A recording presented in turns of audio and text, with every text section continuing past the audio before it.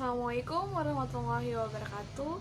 Perkenalkan, nama saya Febrina Tasya Sinukaban, NIM 2002-40108, jurusan Ilmu Komunikasi, Fakultas Ilmu Sosial dan Ilmu Politik. Di sini, saya akan membahas fungsi manajemen pada bagian perencanaan dalam mata kuliah Komunikasi Pemasaran. Nah, perencanaan menurut Bintoro ialah proses mempersiapkan kegiatan-kegiatan secara sistematis yang akan dilakukan untuk mencapai tujuan tertentu. Jadi, perencanaan ialah proses menujuan tujuan atau sasaran yang hendak dicapai dan menetapkan jalan dan sumber yang diperlukan untuk mencapai tujuan seefisien mungkin dan seefektif mungkin. Selanjutnya, fungsi perencanaan. Fungsi perencanaan dalam manajemen ialah bagaimana direksi sebuah perusahaan menetapkan tujuan yang ingin dicapai dan untuk menyusun strategi untuk mencapai tujuan tersebut. Sebenarnya, fungsi perencanaan ialah apa yang ingin dicapai dan bagaimana mencapainya.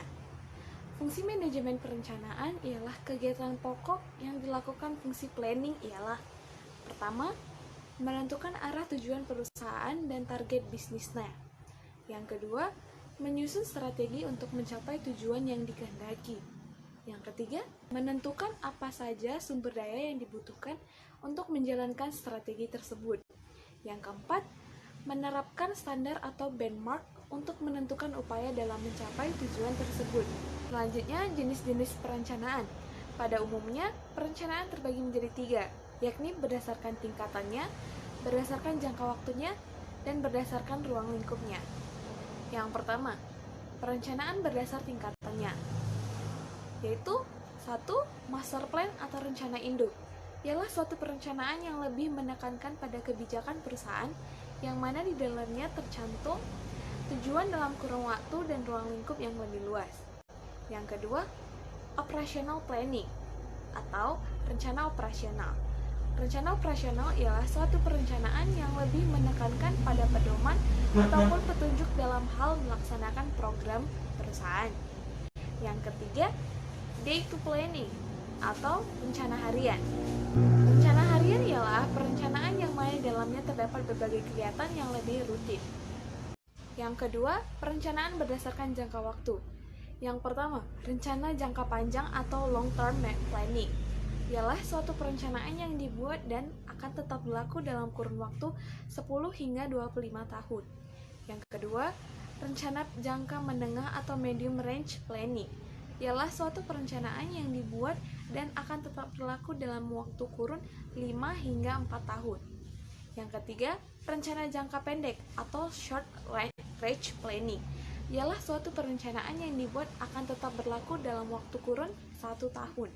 Yang ketiga, perencanaan berdasarkan ruang lingkup terbagi menjadi: pertama, rencana strategis atau strategic planning ialah suatu perencanaan yang di dalamnya memiliki penjelasan terkait kebijakan dalam kurun waktu yang lama dan waktu pelaksanaannya pun juga lama. Biasanya, jenis perencanaan ini sangat sulit untuk dimodifikasi. Yang kedua, rencana taktis atau technical planning ialah suatu bentuk perencanaan yang di dalamnya memiliki penjelasan yang lebih bersifat pendek serta lebih mudah untuk disesuaikan kegiatannya selama tujuannya masih sama.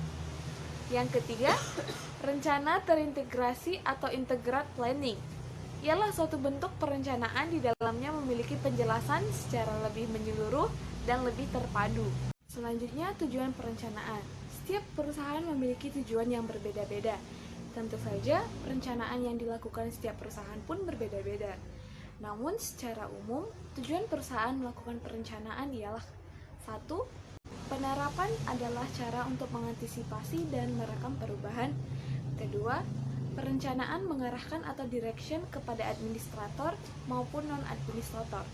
Ketiga, perencanaan bisa menghindari atau paling tidak memperkecil pemborosan dan tumpang tindih pelaksanaan kegiatan. Keempat, perencanaan menetapkan standar yang akan dipakai untuk mempermudah pengawasan. Manfaat fungsi perencanaan. Fungsi planning memiliki beberapa manfaat, seperti yang pertama, hasil perencanaan menjadi pedoman dan acuan dasar dalam melaksanakan kegiatan. Yang kedua, perencanaan bisa mempermudah pengawasan terhadap kegiatan yang akan dilakukan. apakah telah sesuai dengan yang direncanakan atau tidak. Yang ketiga, perencanaan bisa meminimalisir kesalahan yang mungkin akan terjadi. Keempat, kegiatan setiap unit manajemen lebih terorganisir. Kelima, pelaksanaan tugas menjadi lebih tepat, efektif, dan efisien.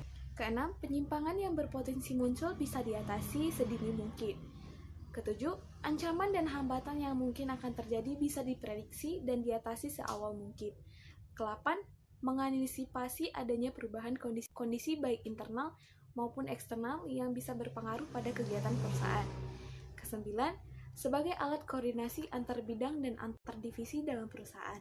Kesepuluh, mempermudahkan pengawasan.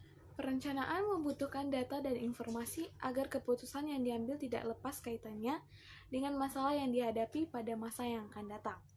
Dengan demikian, perencanaan yang baik hendaknya memperhatikan sifat-sifat dan kondisi yang akan datang, di mana keputusan dan tindakan efektif dilaksanakan.